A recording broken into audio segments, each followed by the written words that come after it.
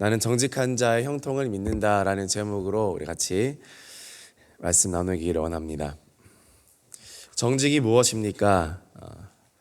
사전에 보니까 정직은 마음에 거짓이나 꾸밈이 없고 바르고 고됨이라고 그렇게 이야기하고 있습니다.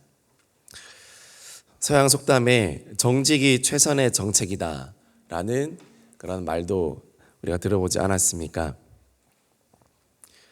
윈스턴 처칠은 첫째는 정직이요 그 다음은 품격이다 그렇게 이야기했습니다. 랄프 waldo 에머슨이라는 사람은 정직은 가장 확실한 자본이다 그렇게 이야기했습니다. 영국 속담에 보면 하나님은 정직한 사람의 마음속에 계신다 그렇게 이야기하십니다. 정직이란 그토록 중요한 것이라는 것을 사람들도 다 알고 있다라는 것입니다. 그러면 정직한 것이 왜 중요한지 오늘 잠시 살펴보기 원합니다. 첫 번째로 정직은 하나님의 성품이기 때문에 중요합니다. 하나님은 정직하십니다. 우리 민수기 23장 19절 말씀 우리 같이 읽어보도록 하겠습니다. 하나님은 사람이 아니시니 거짓말을 하지 않으시고 인생이 아니시니 후회가 없으시도다. 어찌 그 말씀하신 바를 행하지 않으시며 하신 말씀을 실행하지 않으시랴. 하나님은 사람이 아니시니, 이전 버전에 보면 인생이 아니시니 시건치 아니하시고 거짓말을 아니하시고 후회가 없으시도다. 어찌 그 말씀하신 바를 행하지 않으시며 하신 말씀을 실행하지 않으시랴. 이것이 하나님의 성품이라는 것입니다. 만약 하나님이 늘 변개하시고 변화무쌍하시고 항상 말을 이리 바꿨다 저리 바꿨다 하는 분이시라면 우리의 신앙생활은 유지해갈 수 없을 것입니다. 날마다 기분이 바뀌든 신을 어떻게 섬기겠습니까? 그렇게 되면 하나님의 기분에 따라 오늘은 우리가 구원을 받을 가능성이 있고, 그러나 내일 하나님이 기분이 나빠지시면 내일은 우리가 지옥에 가는 그런 불안한 신앙생활을 하게 되는 것입니다. 그런 하나님을 만족하게 해드릴 수 있는 능력이 우리에게는 없다라는 것입니다. 하나님이 정직한 분이 아니라면 말입니다. 그래서 우리의 신앙생활은 하나님은 말씀하신 대로 이루시고 하나님은 정직하시다는 것을 믿는 것이 참 중요합니다.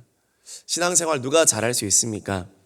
말씀을 곧이곧대로 믿는 사람, 신앙생활을 잘할 수 있습니다. 먼저 그의 나라와 그의 의를 구하라. 그리하면 이 모든 것들을 너희에게 더하시리라.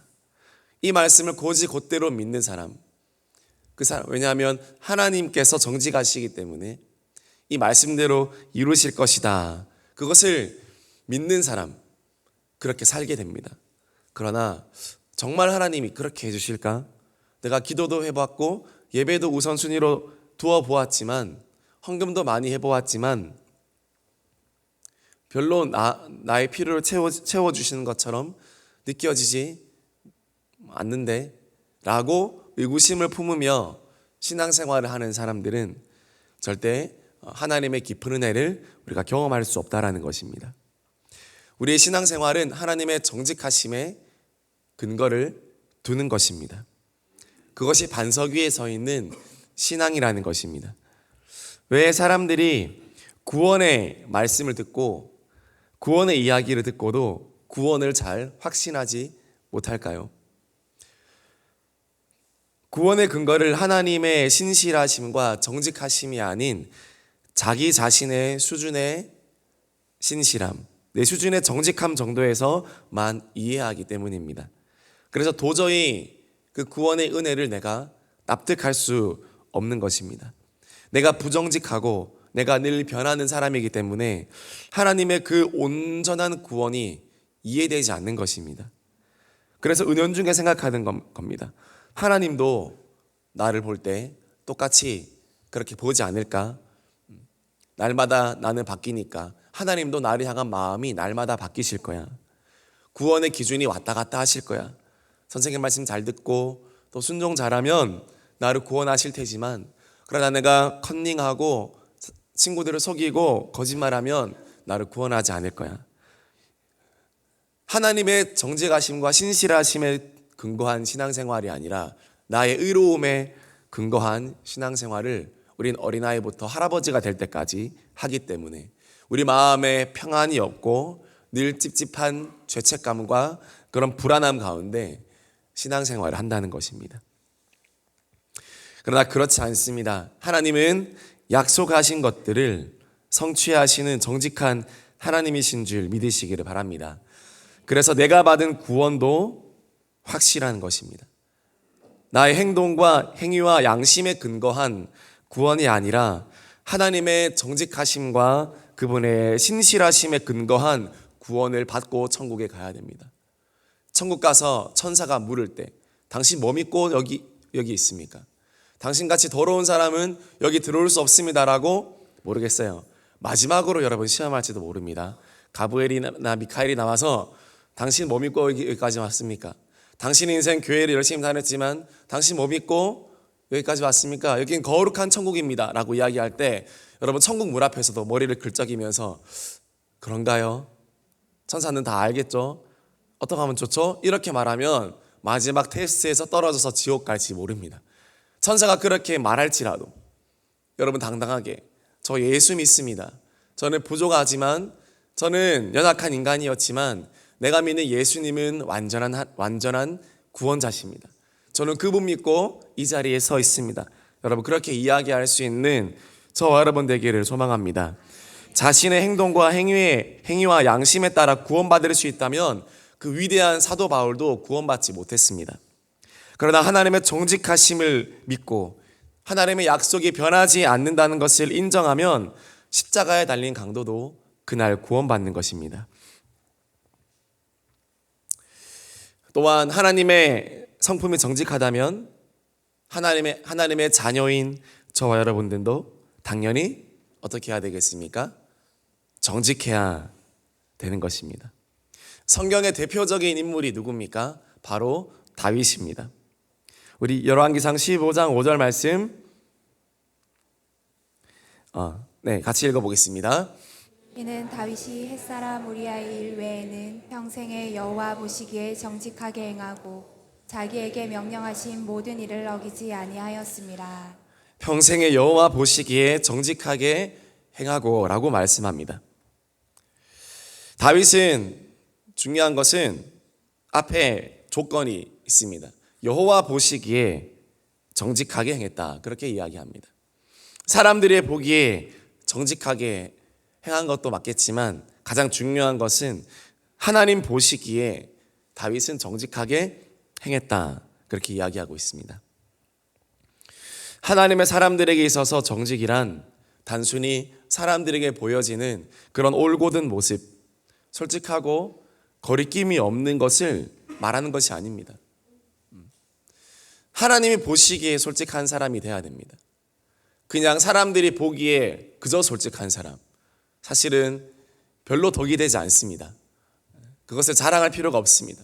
느끼는 대로 말하고 내가 생각하는 대로 말하고 아내가 옷을 사와서 예쁘게 입어서 나 어때요? 라고 묻는데 나는 매사에 정직한 사람이니까 그건 좀 아닌 것 같아요 라고 그렇게 이야기하거나 그 땡땡이는 좀 별로인 것 같아요 이렇게 이야기하면 나는 하나님 앞에 의롭다 생각하지만 그 말을 듣는 사람은 어떻습니까? 사람 보기에 정직하기보다 하나님 보시기에 정직하면 사람의 수준은 그냥 넘어가는 것입니다. 우리가 수원, 수투 더 어려운 미적분을 다 마스터하면 초등 6학년 수학은 그냥 넘어가는 것처럼 하나님 수준으로 우리가 정직하게 살고자 하나님 보시기에 정직하게 행하고자 하면 모든 사람을 상대할 수 있는 정직한 양심 그것이 생깁니다. 무식한 정직함이 아니라 하나님이 보시기에 나오는 그런 정직함. 하나님 보시기에 정직함은 어떻습니까? 하나님 앞에 이중 플레이하지 않는 것입니다. 그리고 하나님 앞에서만큼은 가면을 내가 벗는 것입니다. 하나님 앞에서만큼은 두 손 들고 내가 항복하는 것입니다. 그리고 하나님만 신경 쓰는 것입니다. 이것이 하나님 보시기에 정직입니다. 다윗은 우리아의 아내 일 외에는 다 그렇게 살았다고 합니다. 하나님은 성인 군자를 원하는 게 아닙니다. 하나님은 저와 여러분들이 어떤 성인 군자가 되어서 고상하게 그렇게 에헴 그렇게 말하면서 살아가는 그런 인생을 원하는 것이 아닙니다. 세상 종교는 성인 군자를 원합니다. 요구합니다. 그러나 하나님이 가장 자랑하는 다윗은 성인 군자였습니까? 아니었습니다. 요즘 시대였으면 대통령직에서 내려와서 아마 검찰에 기소당해서 20년 동안 감옥에서 있어서 입고 정도 나와야 됐을 것입니다. 성인 군자가 아니었기 때문에 비리도 많고. 그러나 하나님은 깨지고 상했지만 그것을 겸손히 주님께로 들고 가서 아뢰일 수 있는 그런 정직한 사람을 원하십니다. 그것이 하나님께 정직한 사람의 모습이고 자기 자신에게도 정직한 것입니다. 하나님께 정직하면 나 자신에게 정직할 수 있습니다. 하나님, 저는 못합니다. 저는 왕이었고 저는 사람들이 보기에 대단한 사람처럼 보이지만 사실 저는 개털입니다. 저는 아무것도 아닙니다. 저는 두 손 들고 주님께 나아가야 됩니다. 주님이 저를 외면하시면 저는 아무것도 아닙니다. 이것이 바로 정직이고 이것이 저와 여러분의 능력이 될 줄 믿습니다. 그러므로 정직한 신앙생활, 정직한 예배생활, 정직한 기도생활이 중요한 것입니다. 내가 나 자신에게 정말 솔직하다면 우리는 하나님 앞에 정직하게 은혜를 구하게 됩니다. 그래서 정직한 사람이 신앙생활도 잘하게 되는 것입니다. 마지막 두 번째로 왜 정직이 중요합니까? 정직하면 형통하게 되기 때문입니다. 정직하게 살면 순간순간 손해를 보는 것처럼 보입니다. 그러나 정직하면 결국 하나님께서 형통케 하십니다. 나라를 이끌어가는 리더들에게 있어서 가장 먼저 드러나는 것이 무엇입니까? 바로 부정직의 문제입니다. 이중플레이 했던 것입니다. 그런 것이 법적인 문제가 되고 또 소송거리가 되고 시끄러워지면서 이때까지 쌓아올린 모든 명망과 공든탑이 다 무너지게 되는 것입니다. 결국에는 뒤안길로 사라지는 모습을 우리는 많이 보게 됩니다. 아무리 화려한 인정을 받고 스포트라이트를 받아도 부정직의 문제 때문에 이중 플레이, 삼중 플레이, 사중 플레이한 그 모습 때문에 신뢰를 잃어버리는 것입니다. 그래서 정직은 우리의 가장 큰 능력입니다. 가장 큰 스펙이 되는 것입니다. 우리 어린 아이 때부터 가르쳐야 할 가장 중요한 덕목 중 하나가 바로 정직입니다. 정직하게 60점 맞는 것이 컨닝하여 90점 받는 것보다 하나님께 더 귀하게 쓰임 받을 수 있는 것입니다. 정직하게 내가 살아가는 것, 하나님 앞에. 경남 거창에 가면 유명한 거창고등학교가 있습니다. 이 학교를 세운 전영창 선생님은 기독교 리더를 길러내고자 하시는 사명이 있었습니다. 그런데 이 학생들은 이런 자부심이 있다고 합니다. 어떤 자부심이 있을까요? 읽어드릴까요? 우리 학교 출신 건축가가 세운 다리는 무너지지 않고 우리 학교 출신 농부가 키운 농산물은 안심하고 먹을 수 있으며 우리 학교 출신 의사는 사람의 목숨을 그 무엇보다 소중히 여깁니다. 우리 학교 출신 판사가 내린 판결은 믿을 수 있고 우리 학교 출신 직공이 만든 옷은 단추가 잘 떨어지지 않으며 우리 학교 출신 선생님에게는 안심하고 자녀를 맡길 수 있습니다. 우리 학교 출신 기자는 거짓을 전하지 않으며 우리 학교 출신 역사가는 그 무엇보다 진실을 목말라 합니다. 그래서 세상은 거창고를 비치요 소금이라고 합니다. 정직에 기반한 그런 고백이 되지 않겠습니까? 이런 리더가 다음 시대에 하나님 나라 리더가 된다면 얼마나 든든하겠습니까? 저는 이 말을 약간 우리 교회 버전으로 바꾸었습니다. 표절이죠, 표절.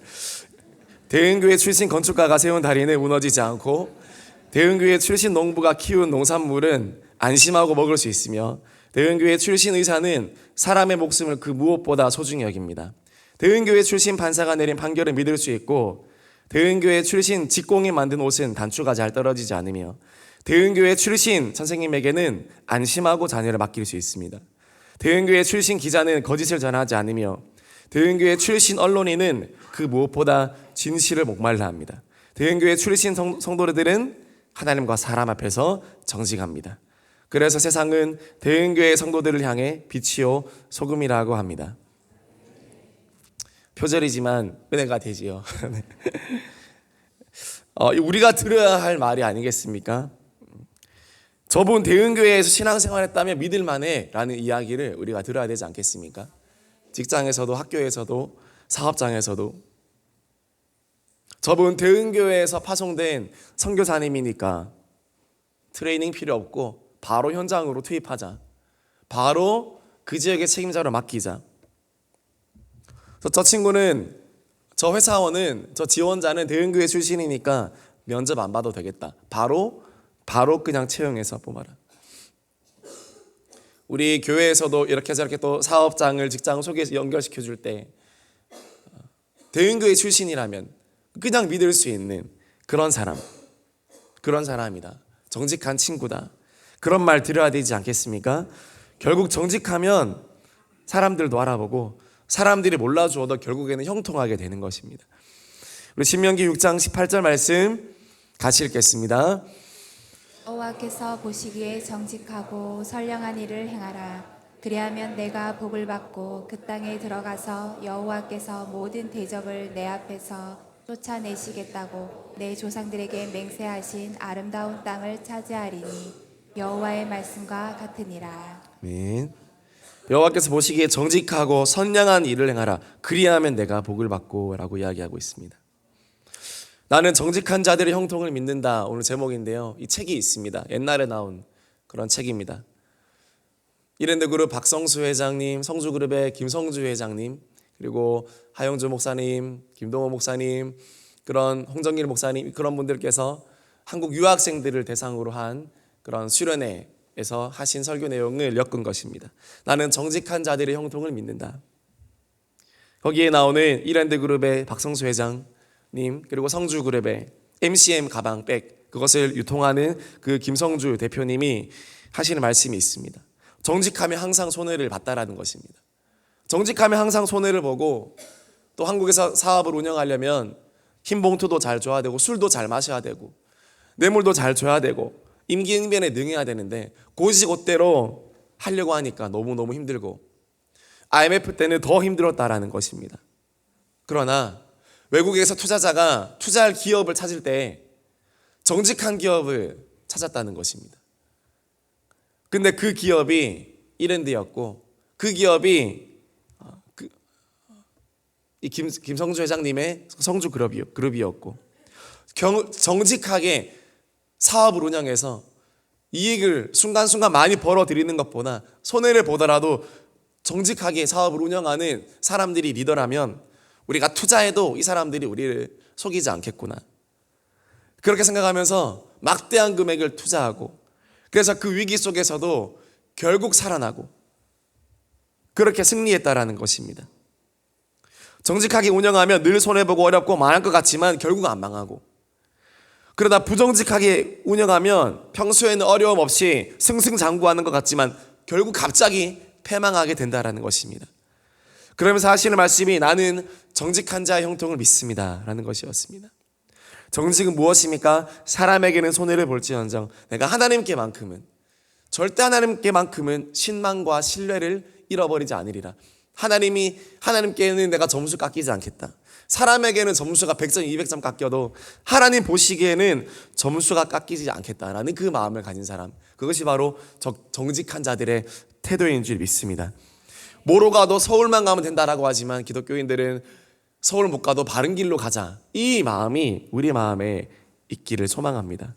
신앙의 정도입니다. 신앙의 정도. 성실한 기도와 성실한 말씀과 성실한 예배가 아니겠습니까? 우리가 정직하게 기도했고 정직하게 말씀을 대했고 정직하게 예배를 드렸고 정직하게 순종했다면 그 사람의 신앙이 자라지 않는 것이 오히려 이상한 것 아니겠습니까?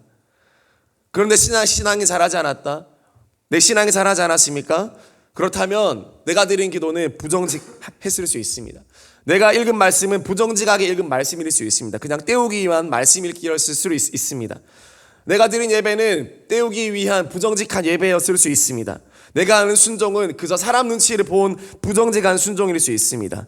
그런 부정직한 신앙생활로 인생이 점철되었기 때문에 우리의 신앙생활이 10년, 20년 간다 하더라도 성장이 없고 성숙이 없을 수 있습니다.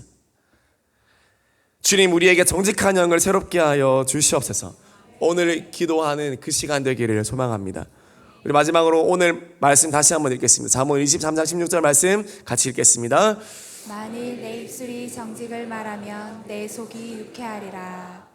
하나님을 유쾌하게 하고 하나님의 마음을 사는 그런 성도, 그런 사람, 주님 앞에 정직하게 나아가는 그 사람이 될 줄 믿습니다. 그 사람이 저와 여러분이 되게 하여 주시옵소서. 우리 같이 기도하겠습니다.